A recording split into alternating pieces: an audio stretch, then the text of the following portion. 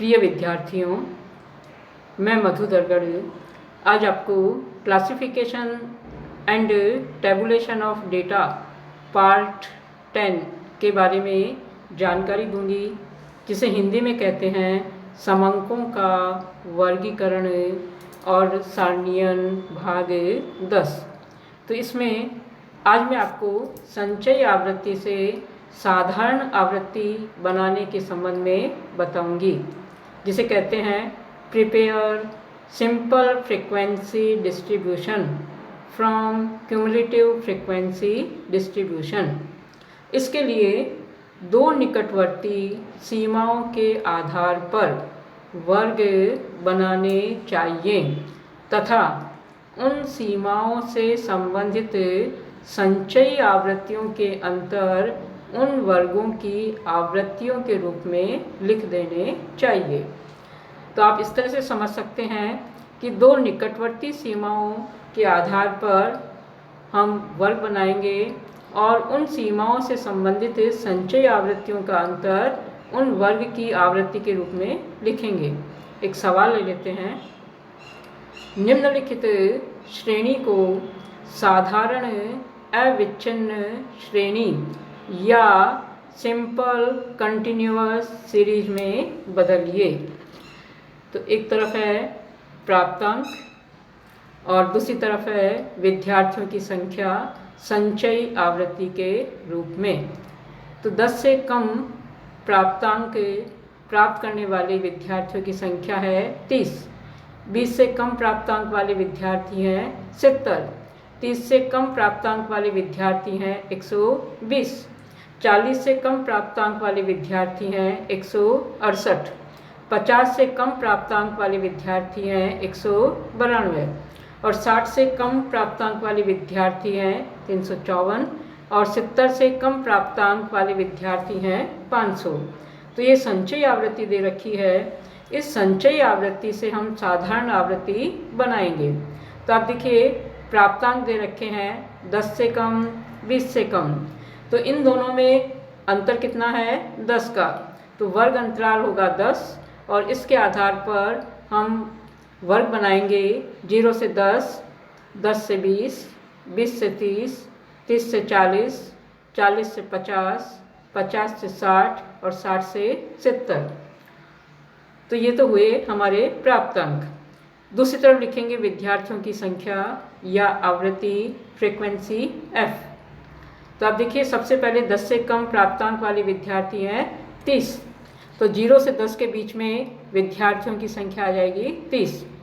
इसके बाद 20 से कम प्राप्तांक वाले विद्यार्थी हैं 70 और 10 से कम प्राप्तांक वाले विद्यार्थी हैं 30। तो 10 से 20 के बीच में विद्यार्थियों की संख्या आ जाएगी 70 माइनस 30 अर्थात 40। इसके बाद 30 से कम प्राप्तांक वाले विद्यार्थी हैं 120 और 20 से कम प्राप्तांक वाले विद्यार्थी हैं 70। तो 20 से 30 के बीच में विद्यार्थियों की संख्या आ जाएगी 120 माइनस 70 इजिकल टू 50। ठीक इसी तरह से 30 से 40 में आ जाएगा 168 माइनस 120 इजिकल टू 48 या 48। 40 से 50 में आ जाएगा 192 माइनस 168 इजिकल टू 24। 50 से 60 में आ जाएगा 354 माइनस 192 इजिकल टू 162 और 60 से 70 में आ जाएगा 500 माइनस 354 इजिकल टू 146। तो ये हमने साधारण आवृत्ति निकाली है और इन साधारण आवृत्तियों का योग करेंगे तो ये 500 आता है। और ऊपर भी आप देखिए 70 से कम प्राप्तांक वाले कुल विद्यार्थियों की संख्या है 500। तो इस तरह से क्रॉस टैली के आधार पर हमने जो साधारण आवृत्ति निकाली है यह पूरी तरह से सही है। इसके बाद अगला सवाल है, इसमें प्राप्तांक के बजाय आय दे रखी है, आय रुपए में है और दूसरी तरफ है व्यक्तियों की संख्या संचयी आवृत्ति के रूप में। तो 0 से अधिक आय प्राप्त करने वाले व्यक्तियों की संख्या है 700। 50 रुपये से अधिक आय प्राप्त करने वाले व्यक्तियों की संख्या है 607।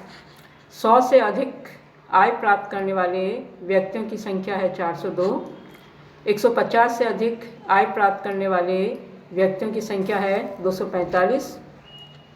200 से अधिक रुपए प्राप्त करने वाले व्यक्तियों की संख्या है 136। 250 रुपए से अधिक आय प्राप्त करने वाले व्यक्ति हैं 72 और 300 से अधिक रुपए प्राप्त करने वाले व्यक्ति हैं 31। तो ये जो संचयी आवृत्ति है इसे हम साधारण आवृत्ति में बदलेंगे। तो आप देखिए आय है 0 से अधिक और 50 से अधिक, तो इन दोनों का अंतर है 50 का। तो आय के जो वर्ग बनेंगे ये हो जाएंगे 0 से 50, 50 से 100, 100 से 150, 150 से 200, 200 से 250 और 250 से 300 और 300 से 350। तो ये आय के हमने वर्ग बनाए हैं। दूसरी तरफ व्यक्तियों की संख्या या आवृत्ति या फ्रीक्वेंसी f लिखेंगे। तो आप देखिए ये इससे अधिक संचयी आवृत्ति है और इसे साधारण आवृत्ति में बदलना है, तो हम इसे नीचे से शुरू करेंगे। तो 300 रुपये से अधिक आय प्राप्त करने वाले व्यक्तियों की संख्या 31।